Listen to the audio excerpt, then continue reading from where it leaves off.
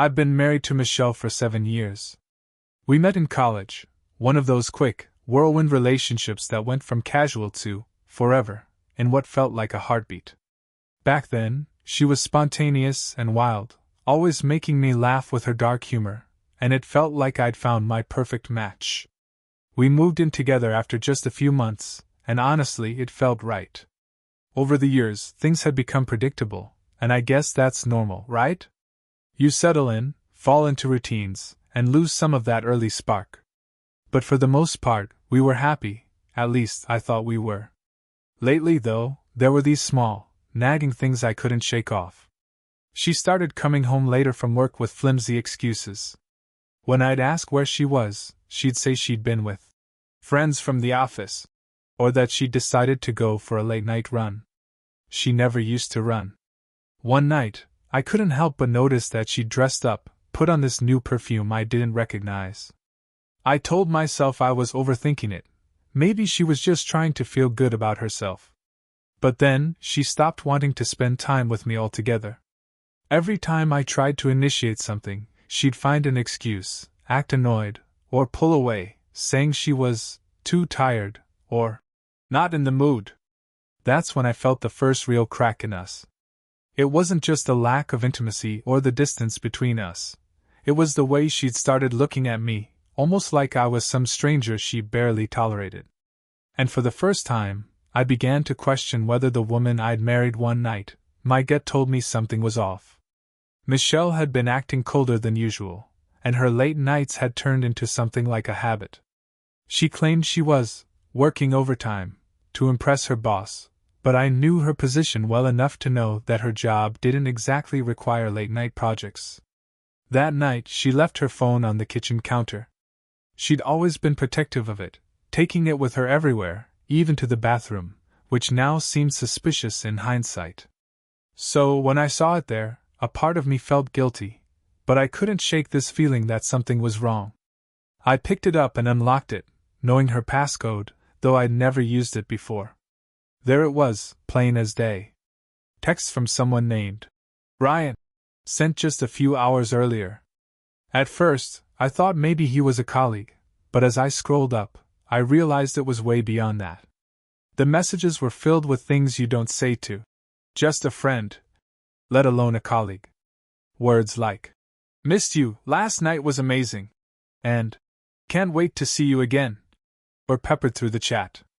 My stomach dropped when I saw the explicit details. They'd met that very evening after she told me she was staying late at work. I felt like I'd been hit by a truck. There was no doubt in my mind now. Michelle wasn't just pulling away emotionally, she was in full-blown affair territory. I didn't know whether to scream, throw her phone, or just collapse. I ended up putting the phone back, exactly as it was, and sat down on the couch in shock, waiting for her to come home and dreading every second. When Michelle finally walked through the door, I could see she was still in her work clothes, looking fresh and a little too put together for someone who was supposedly burning the midnight oil. My heart raced, and anger bubbled up in my throat as I thought about the messages. I needed to confront her, but my mind was a jumbled mess of emotions. "Hey you," she said, her voice light, but I didn't respond. I just sat there, staring at her, and that's when the silence stretched between us like a taut wire. I finally managed to find my voice. "We need to talk." Her smile faltered, but she recovered quickly. "Okay? What's up?" She casually tossed her bag onto the couch, completely unaware of the storm brewing inside me. "Who the hell is Ryan?" I blurted out, my voice shaking. Her expression shifted in an instant, from confusion to panic. "What? Ryan? I don't know what you're talking about," she stammered, but I could see the lie forming on her lips. "Don't lie to me, Michelle. I saw the messages on your phone. You're not just friends," I shot back, feeling a mix of rage and betrayal. "You told me you were working late, but you were with him, weren't you?" For a moment, she stood there, mouth open, scrambling for words. "It's not what you think. We were just hanging out after work. It's nothing serious." She tried to dismiss it with a wave of her hand, her tone sharp, as if I was the unreasonable one. Nothing serious? You're having sex with him, Michelle. That's more than just hanging out. I couldn't hold back the hurt anymore, my voice cracking under the weight of it all. I can't believe you went through my phone, she snapped, crossing her arms defensively. You're acting insane right now. It's just some harmless flirting. It doesn't mean anything. Her dismissive attitude felt like a slap in the face. I was reeling, trying to comprehend how she could downplay this massive betrayal. So, this is all just a game to you? A little harmless fun? I shot back, my anger boiling over. Stop being so dramatic. You're making it a bigger deal than it is, she retorted, her voice rising as she tried to shift the blame onto me. In that moment, I realized that she wasn't going to take responsibility for her actions. Instead of remorse, there was only indignation and defiance. I felt the walls closing in around me as I struggled to process everything. How had we gotten to this point? The confrontation hung heavy in the air, suffocating any semblance of normalcy. As Michelle continued to defend herself, I felt as if I was trapped in a surreal nightmare.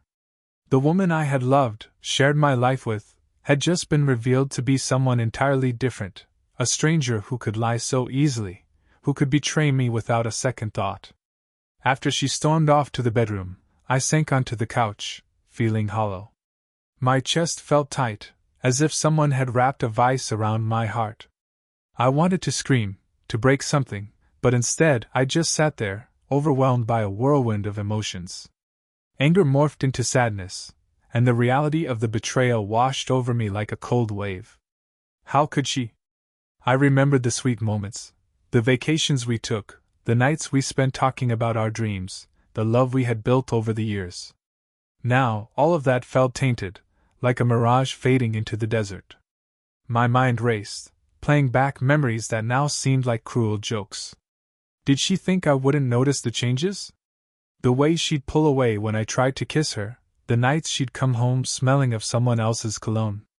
It all made sense now, each piece clicking into place like a twisted puzzle. The trust we'd built was crumbling, and I could feel it slipping through my fingers like sand. I was furious, not just at her but at myself for not seeing it sooner.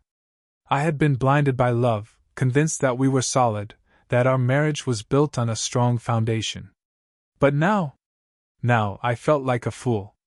I thought about calling friends, seeking support, but part of me just wanted to curl up in a ball and disappear.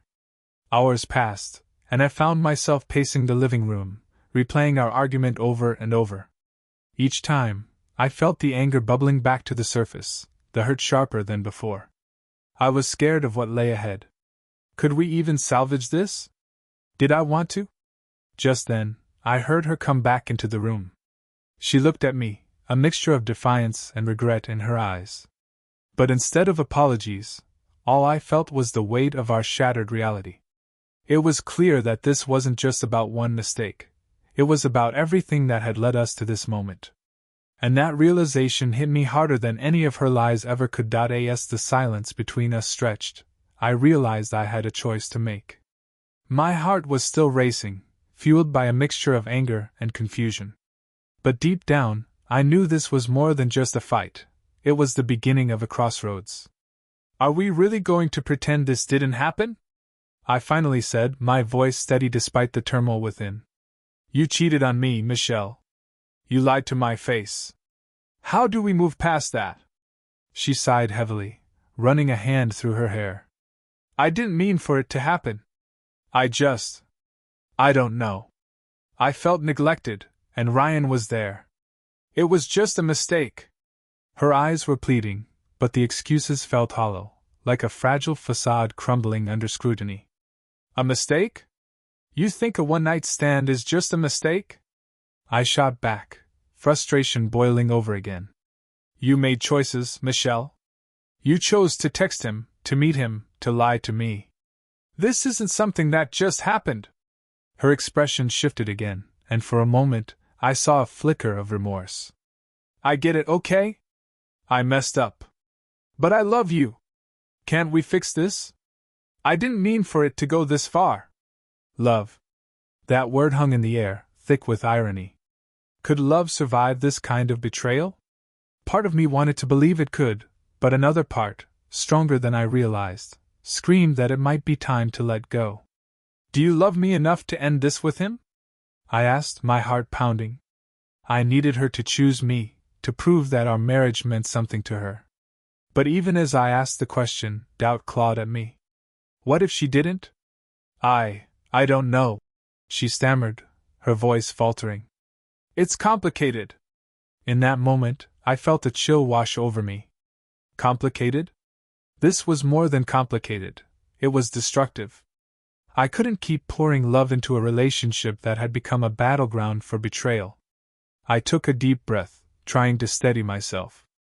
"I need time to think," I said finally. "This isn't something I can just brush aside." "Wait, are you saying you want to separate?" She looked taken aback, her voice rising in disbelief. "I don't know what I want right now," I admitted, feeling the weight of the words.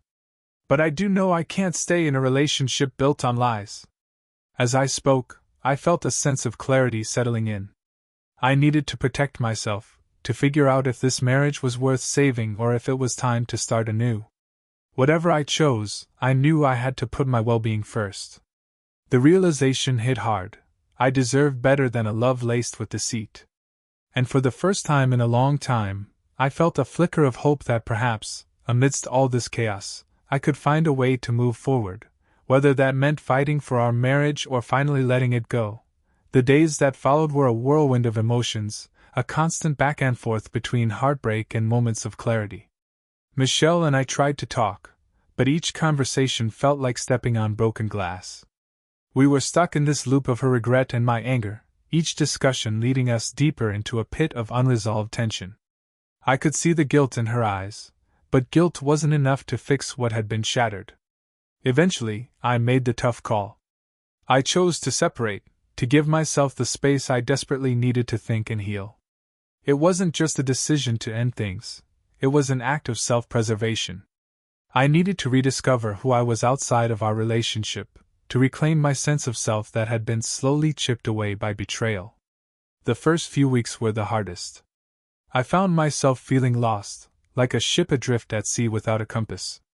I moved in with my brother for a while, and it felt good to be around family, people who cared and supported me without judgment.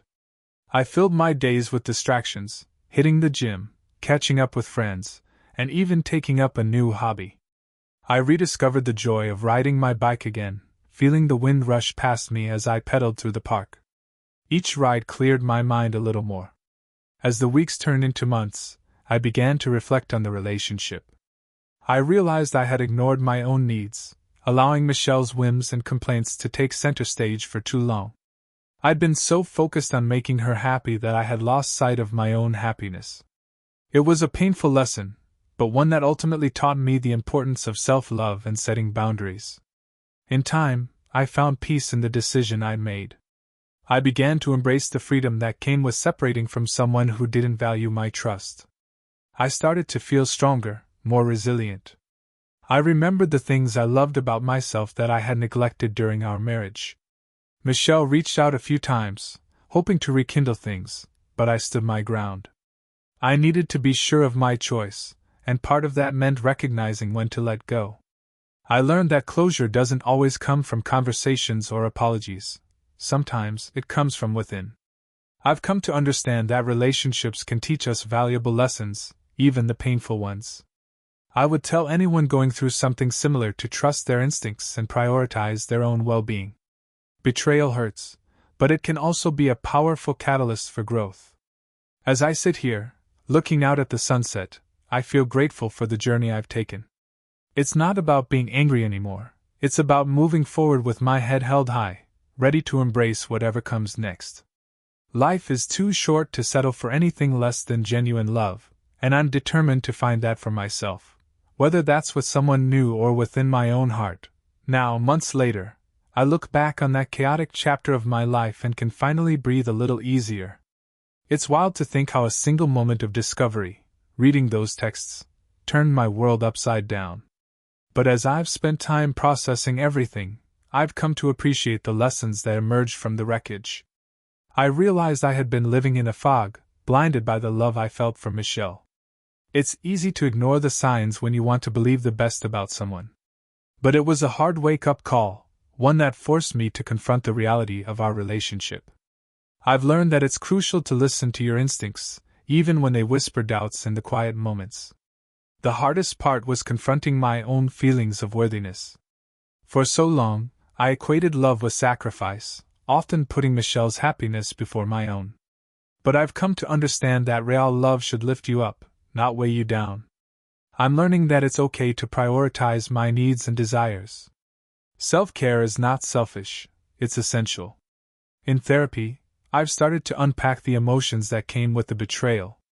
I cried a lot, sometimes over the loss of my marriage, sometimes over the realization that I had allowed myself to be treated poorly. I spoke about my anger, my grief, and the confusion of wanting to hate someone I once loved deeply. But I also talked about hope and the possibility of moving forward. I began to set boundaries in every area of my life, not just romantic relationships. Whether it's friendships or work, I've learned to advocate for myself and communicate my needs clearly. I've stopped accepting excuses from others. If someone in my life isn't treating me with the respect I deserve, I won't hesitate to walk away. The journey hasn't been easy, but it has been transformative. I've started dating again, taking it slow and being intentional about who I let into my life. I'm more aware of the signs now, looking for mutual respect and shared values. I've learned that a healthy relationship is built on trust, communication, and a commitment to growing together. And while I'm still healing, I can feel the weight of the past lifting. I've made peace with my decision to separate from Michelle. There are no easy answers when it comes to love and betrayal, but I now know that my happiness is paramount. I'm embracing the present and all the possibilities it holds. Each day feels like a fresh start, a chance to build a future that aligns with my values and desires. I hope anyone who finds themselves in a similar situation can remember this: your worth isn't defined by someone else's actions. You deserve love that feels good, nurturing, and authentic. Don't be afraid to choose yourself, even when it's the hardest choice you'll ever have to make. There's light on the other side of the darkness, and sometimes, it takes losing what we thought we wanted to find something better within ourselves. As I sit here reflecting on this journey, I can't help but feel a sense of gratitude for the lessons I've learned. The heartache, while painful, opened my eyes to what I truly want and need in life. I'm not the same person I was when I discovered Michelle's betrayal. I've grown stronger and more self-aware, and for that I'm thankful. In the months since our separation, I've embraced new experiences and rediscovered old passions. Riding my bike has become a sort of therapy for me, a way to clear my mind and feel the freedom of movement. There's something incredibly liberating about the wind on my face and the open road ahead. I've started participating in group rides, connecting with fellow enthusiasts who share my love for cycling. It's been a reminder that joy exists outside of a romantic relationship, and I'm finding community in unexpected places. I've also become more involved in personal development, reading books on self-esteem and emotional intelligence. I've learned to be kinder to myself, to recognize that mistakes are part of the human experience, and that I am worthy of love and respect. Every time I face a challenge, I remind myself of the strength I've gained from overcoming the betrayal. When it comes to dating, I'm taking my time. I've gone on a few dates, each one feeling like a step forward rather than a search for someone to fill the void. I've met some interesting people, but I'm learning to trust my instincts and not rush into anything.